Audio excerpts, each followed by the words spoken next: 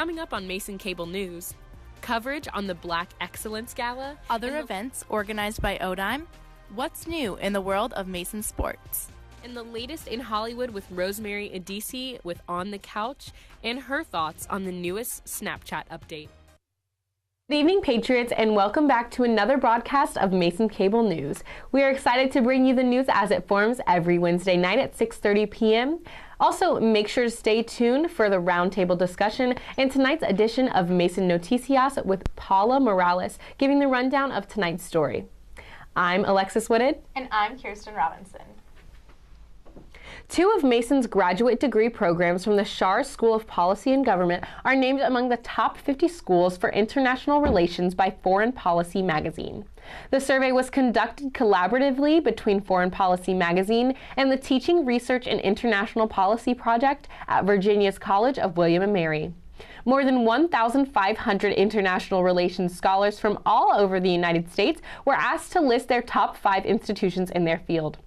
The school ranks were given according to this percentage of scholars who listed the school. Mason ranked in a 3-way tie for number 36 for top master's programs for policy, career, and international relations, and number 47 for top PhD programs for academic career in international relations. Chinese New Year has begun, and so have the festivities on campus. The Chinese Student and Scholars Association will be hosting their annual Chinese Lantern Festival Gala tomorrow, March 1st at 6 p.m. The traditional Chinese festival, along with its organization, hopes to celebrate and spread Chinese culture to Mason. The event will be in Dewberry Hall in the Johnson Center. The Office of Diversity, Inclusion, and Multicultural Education presented their Spirit of King Awards last week at their annual Martin Luther King Jr. Evening of Reflection event. The award strives to honor and celebrate those within the Mason community in their efforts to further the late Martin Luther King Jr.'s dream. Senior kinesiology student Isaiah West was among those honored. He is well known for the role of chapter president of the Eta Delta Delta chapter of Omega Psi Phi fraternity. During his tenure, the fraternity produced a number of supportive programs, including a broad drive for breast cancer and a 3-on-3 basketball tournament for autism.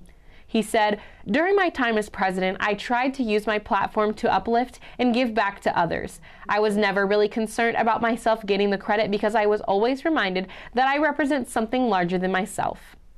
Other award recipients included Carrie Hutnick for the Spirit of King Faculty Award, Lisa Snyder, Noah Schultz, and Gary Hooker, Hawatu Devoa, Rodrigo Velasquez, TJ Brown, and the National Society of Collegiate Scholars PACE.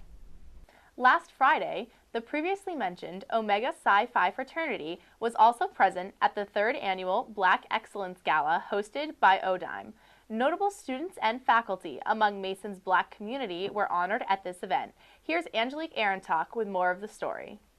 Organized by the Office of Diversity, Inclusion, and Multicultural Education here at George Mason, students are piling in at Dewberry Hall for the 3rd annual Black Excellence Gala. It's very humbling to see a lot of students come together and have an event that showcases, Black excellence, including talent and scholarship and everything. So it's very warming. It's just always been a good experience for me to come to the Black Excellence Gala, so I'm really excited to be here.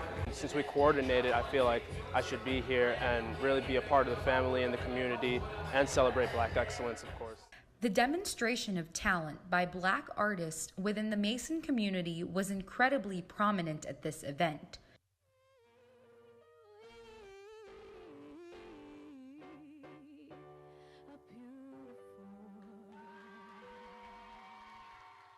Distinguished members of the community were also commemorated and honored through awards. The HDDQs of Omega Psi Phi also came together for this event. In spirit of Black History Month, we decided to host an event culture today for the students of Mason to just express themselves artistically and for the student body of Mason to really get a sense of what Black history and that culture is like. Right now I offer loose powder highlighters, and I also just launched gold clear makeup bags. I'm doing kind of a piece every week, and the way I thought about it is what would a history book look like in the future, and what story would they tell about our time and what was happening in Black history. Being that we are minorities here, it's a way to point out our excellence, our achievements that we have made over the past years, so it means a lot to me. This year's gala allowed for Mason's diverse Black students, faculty, and their allies to recognize the greatness and excellence within such a talented community. Reporting from Dewberry Hall, Angelique Arontoff, Mason Cable News. Mason and Drug Enforcement Intelligent Work, the Center for Evidence-Based Crime Policy here on campus, has been selected to be a part of the multi-million-dollar Washington-Baltimore High-Intensity Drug Trafficking Areas Program, the largest program in the country. The director of the Center for Evidence-Based Crime Policy, Cynthia Lum, said that the center and Mason is well suited to house the HIDTA program and will provide more opportunities for the Mason and Fairfax communities. Kick off National Women's History Month by attending the 6th Annual Women's History Banquet. Hosted by Chi Upsilon Sigma, Lambda Pi Chi, and Lambda Theta Alpha, the event will take place this Friday, March 2nd at 6:30 p.m. in Merton Hall 1201. It will be a celebration of accomplishments of women and will bring awareness of the issues women still face today. The event will include speakers and performances, and dinner will be provided. The hashtag Say Her Name event is an intersectional luncheon supporting both Pride Week and Women's History Month by celebrating the cis and trans women of color who lost their lives to police brutality. Hosted by ODIME, this event is inspired by Natasha McKenna, who was killed in Fairfax County Police custody. The event will take place on Monday, March 5th from 12 to 1:30 p.m. at George's in the Johnson Center. We'll be right back after this commercial break with more events on campus.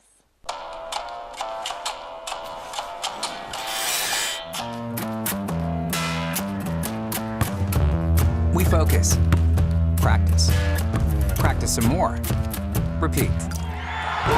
Yeah, we sweat the details until we get it just right. We hang in, stand together, then we go out and make great happen.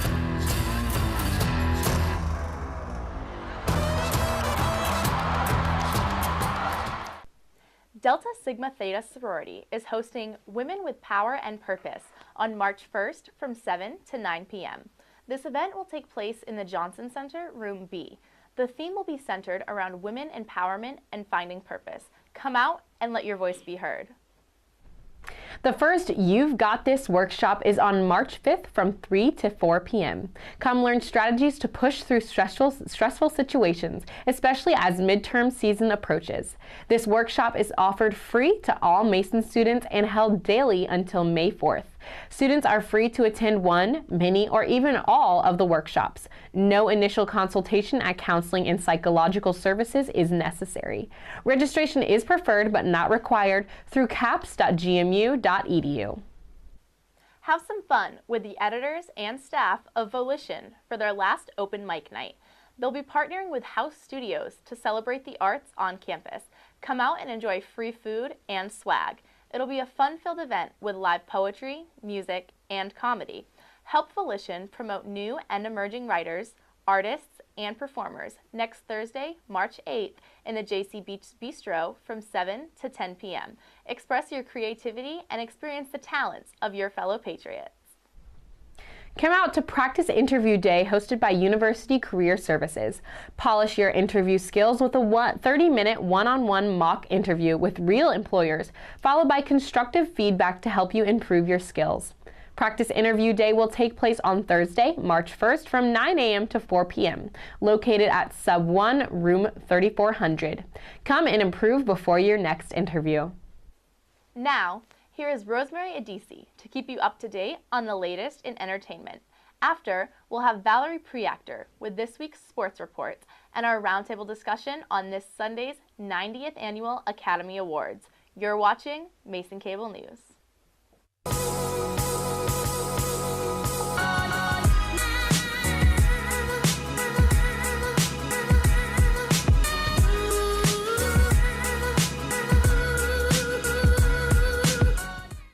What is up, Patriots? Welcome to On the Couch. I'm your host, Rosemary DC, and I'm sending a huge thank you to everyone watching.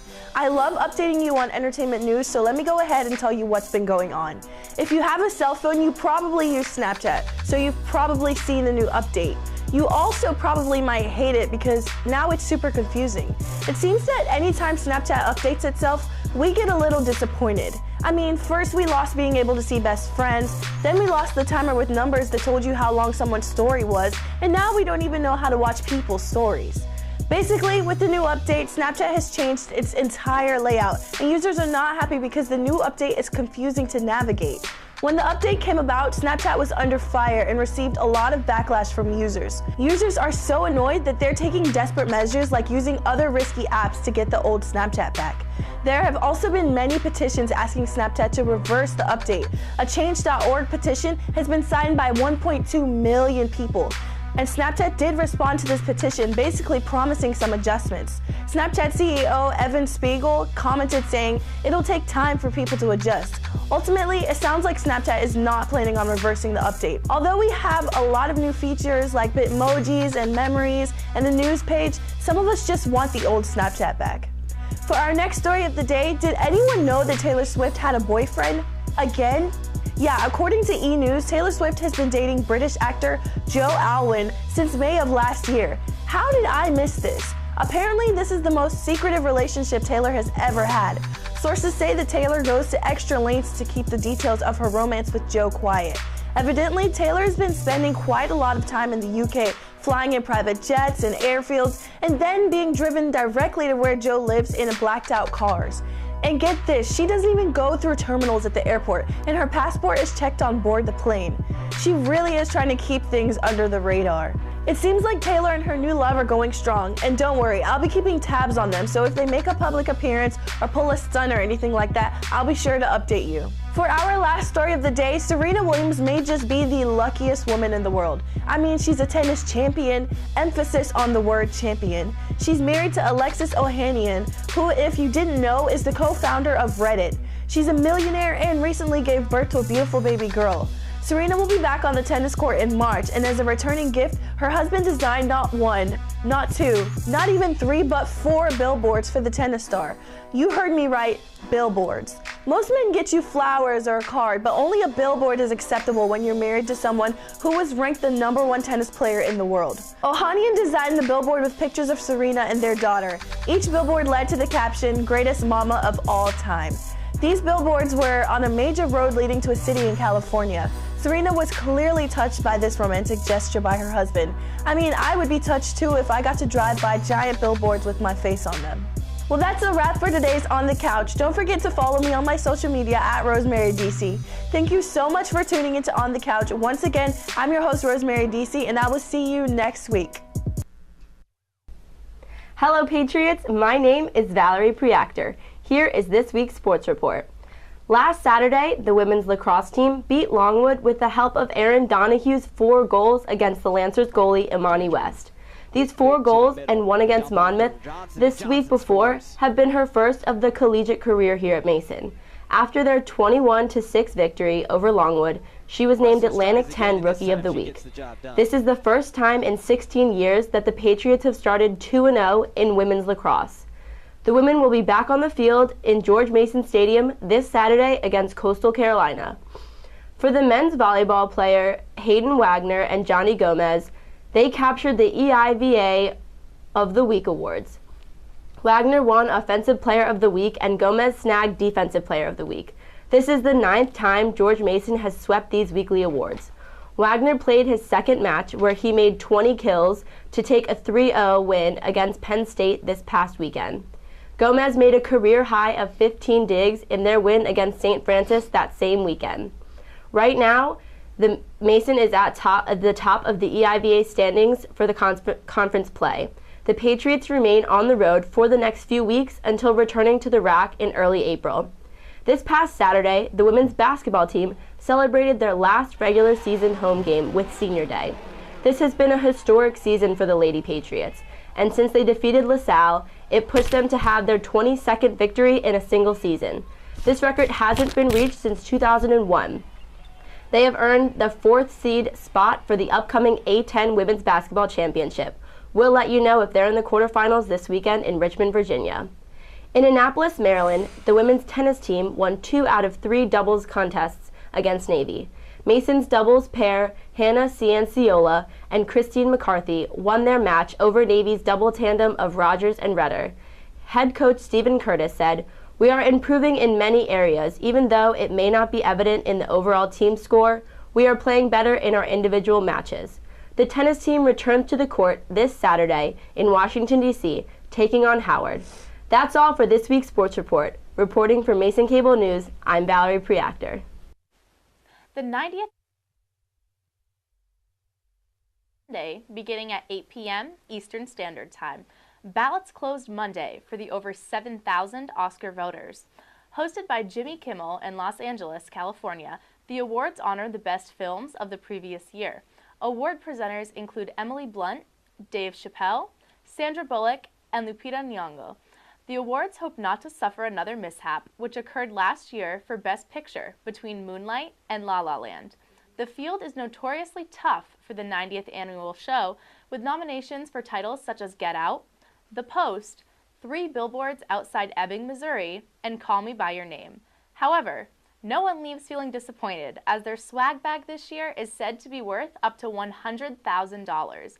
Those nominated receive a swag bag, which includes trips to Tanzania, Hawaii, and Greece, a 24-karat gold facial, a conflict-free diamond necklace, and sessions with a celebrity trainer. Will you guys be watching the Oscars?